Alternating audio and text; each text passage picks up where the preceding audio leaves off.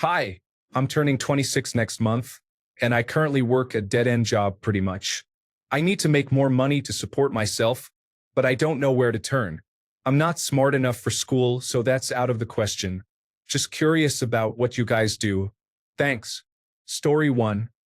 I work in information technology, specifically network engineering. I'm a high school dropout, and I cleared $209,000 last year. That being said, you do need to be pretty damn smart to advance well and make real money in this career. Story 2. I'm a journeyman lineman doing high-voltage electrical work in the Pacific Northwest, International Brotherhood of Electrical Workers, Local 77. I made just over $300,000 last year thanks to the wind, rain, snow, but mostly because the utility companies around here were greedy and didn't do maintenance on the system for years, and it's falling apart faster than we can fix it. Now everything is an emergency and you can pretty much work 7 days a week if you want to. Story 3. 27 years old in Pennsylvania, program manager. Undergraduate degree in manufacturing engineering, shifted to project management. I have my project management professional certification as well. Making $112,500 annually. Project Management Institute requires 5 years of project experience without a degree to get a project management professional certification. In my field, about 50% of project managers do not have a degree. Story 4.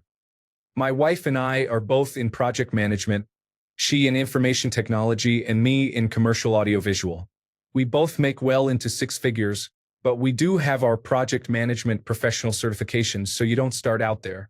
You don't need a degree, but you do need excellent organizational skills, people skills, and communication skills. If you can handle that, then pick a construction field you enjoy and work hard at it. Study and get your certified associate in project management and work your way to your project management professional certification. You can be in project management without it, but will make more with it. Story 5. Fine dining server. I make the most money I've ever made in the restaurant industry, no degree. Long days, but the work is not bad. Not as hard as I initially thought it would be. I just have to be professional, hold myself to a certain standard, and learn a few things about formalities. I can walk out with thousands of dollars in tips, depending on the day. I probably spend about 15 minutes maximum with each table, and most of the bills are upwards of $500, so do the math on the percentage of tip, plus a decent wage on top of it. Story 6. I'm a commercial construction superintendent. I make $135,000 per year plus benefits. If you're willing to learn and work hard for a couple of years, you can do 40 to 45-hour weeks and make good money on the supervision side of things. If you want to work a desk job, construction project managers make similar money but sit in an office. Story 7. I have a friend who has a master's from a United Kingdom university and works a blue-collar job. He was burned out from working in the financial sector of a hospital system and ended up switching jobs to an ice cream factory. He started from the bottom rung and quickly moved up the ladder within a year. He's making $110,000 per year at this point. He doesn't have to make decisions on what treatments a patient can get or take any of his work home. He simply runs a machine and keeps the manufacture of the ice cream at an effective and consistent pace. He loves it and is very content with staying there for the foreseeable future. I'm a microbiologist, chemist, and a critical care paramedic, and I'm jealous of his relatively stress-free job life now. Story 8. As a certified underachiever who had the bare minimum grade point average in high school and college, school is about discipline and not intelligence. I went to community college, transferred, then graduated with a pretty average grade point average and make a decent living now, all while getting my degree with no debt. I was very consistent though and never missed homework assignments and always consistently studied throughout the semester rather than cramming the night before. I know plenty of smart people who drop out because they do not have the discipline, and that applies to any job out there. For example, people making good money working in trades are not just some high school dropouts who got a few certificates and suddenly make 6 figures. They put in years of hard work to get good at their craft and get paid for their value. There is really no easy way to make a good living, and you will have to put in the work or figure out a way. There are people I know who still search for that dream job and think that once they find their passion, the motivation will suddenly make it easier, but that is nonsense. Motivation eventually goes away, and it is the discipline that drags you across the finish line. Story 9-1. You live in the best time to learn anything you could possibly learn. Don't settle down until you have people whose well-being depends on you. Take risks, gamble your cards. They won't be worth anything if you don't play them. Stock market, I wouldn't suggest it. But mathematically, with some luck and compounding interest, you'll be doing all right by year 3 or 4. The more you make, the more you spend. There are two things that work hand in hand. If you have too much time, you have not enough money. If you have too much money, you don't have any time. A wise man told me that once. He was right. Story 10. I'm a registered nurse. I make pretty good money, and the work can be really interesting, but it can be pretty stressful. My advice would be to learn how to do something. You have to be able to know how to do something that people need, and the fewer people there are doing it, the better for you. If you're really creative and can come up with a way to make life easier for people, all the better. I wasn't a good student until I figured out what I wanted to do. Story 11. I honestly trade options and actually make money. It's true, we really do exist. But it's not nearly as lucrative as it's made out to be when you're not gambling it all on meme stocks. I make a little over minimum wage, between $40,000 to $48,000, selling options and trading in the money contracts with very minimal gains, like 2 to 10% per trade. I only ever go with high-volume downward trending stocks, as in my experience pessimism tends to be more consistent than optimism. I play it extremely safe. Story 12, 120,000, food manufacturing, information technology, automation and process controls for a large corporation. In a few years, I'll have been with this company for 20 years. I've already started transitioning into starting my own business and working for myself, but I'm going to stay here until I get my 20 years just because I want to. Story 13. There are only two ways I've ever known to earn a lot of money. First, a high-entry professional job, such as being a doctor, dentist, or certain business professional. Second, working for yourself. Both are difficult. I left a management job in 2005 making $110,000 a year to work for myself.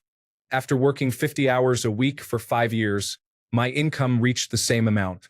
In the last 7 years, I've made significant money, but early on I was close to bankruptcy about 4 times and extremely close once. I had one day to close a $30,000 deal, or my vendors would have shut me down. My advice? Be as frugal as humanly possible until you've saved enough money to withstand a few months of lower income. Then, and only then, carefully figure out what you could do by yourself that others will actually pay to have done. I personally never worried if I would be happy doing it. Making money makes me happy. I would take a job digging ditches if it paid enough. But I realize that's important to younger people who didn't grow up extremely poor. Story 14. I work in housing at a college, make $50,000, but I get a free apartment with a washer, dryer, and a kitchen. Also, I get a free meal plan to the school, so I'd consider that like $80,000 with those benefits. I am also only 23 years old, so not much experience is needed. The biggest issue is the parents calling in on behalf of their kids with no idea how the school's housing process works. All the information is emailed to the kids, and they just don't look at it. Story 15. I'm not smart enough for school, so that's out of the question. Honestly, with that attitude, you really can't do anything. Every skill set or profession is going to have a learning curve, and you're going to have to start somewhere, and that's usually being the dumbest person in the room, but that's how you learn. If you find yourself the smartest person in the room, it's usually a good indicator that you've got nothing to learn from those around you and are limiting your own growth. Be comfortable being uncomfortable. Don't be afraid to pursue your goals, even if it seems daunting. Just take it one day at a time. That being said, if what you want to do with your life doesn't involve or need a degree, then you don't need it. Find what you are interested in and passionate about, and pursue something involving it that can pay the bills and meet your future financial goals. And this is coming from a guy who is usually regarded as the dumbest guy in the room, and now I have an engineering degree and make more than most of my friends. Story 16. I'm not smart enough for school, so that's out of the question. That's not true. You just aren't willing to apply yourself, or may have a learning disorder that needs to and can be addressed. Unless you have a significantly below average IQ, I highly doubt you aren't smart enough for school. Learning in school isn't really materially different from learning anything else.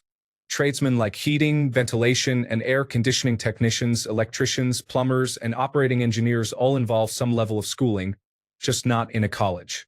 Story 17. I'm a teacher. I make $53,000. The job isn't hard where I am. I can afford to live alone and travel when I want. If I didn't have a car payment and student loans, I would even say I would be perfectly comfortable. It's all about not spending more when you make more, I suppose. Story 18. I make $75,000 a year as a 5-year heating, ventilation, and air conditioning technician. I started at $22 an hour with absolutely no experience at 28 years old. I spent my entire life up to that working 60 hours a week, making just enough money to still be broke at the end of the week. My life changed dramatically overnight once I got into this field. I make more than most of my friends who went to college, have benefits, weekends off, paid vacation, and a company truck, and I'm home by 5 every day. Get into a skilled trade. Heating, ventilation, and air conditioning professionals, electricians, and plumbers are all about to be crazy busy for the summer, and they all need apprentices or helpers. You will get paid to learn. Fair warning. The work is challenging, especially for beginners. I'm covered in insulation, and it was 110 degrees in the attic I was in today.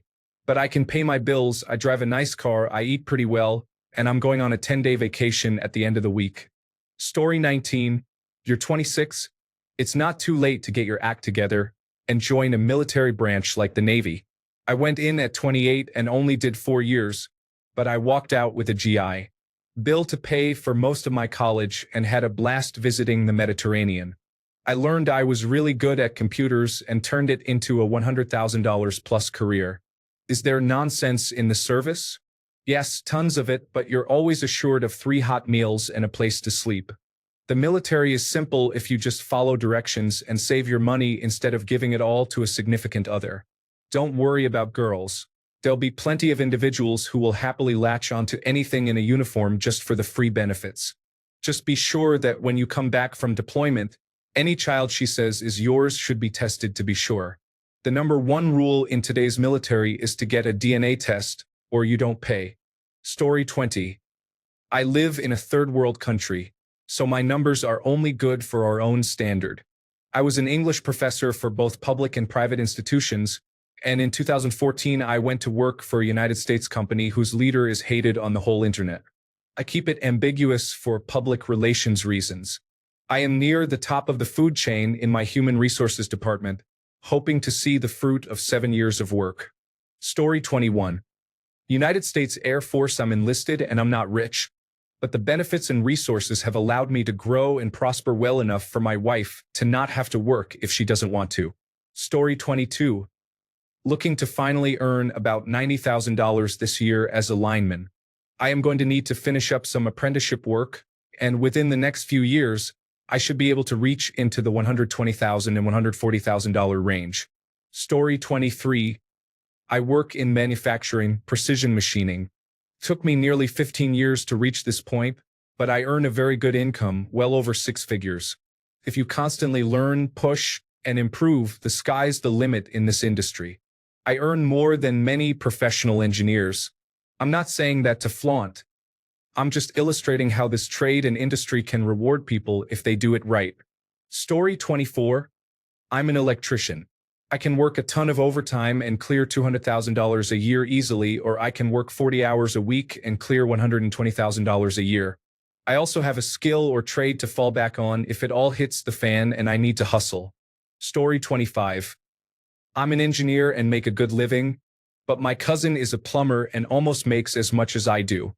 He puts in the overtime, usually doing night calls once or twice a week as time allows, but last year he earned almost $150,000, which is impressive for someone who attended about 2 years of technical school and then was an apprentice for a year or two.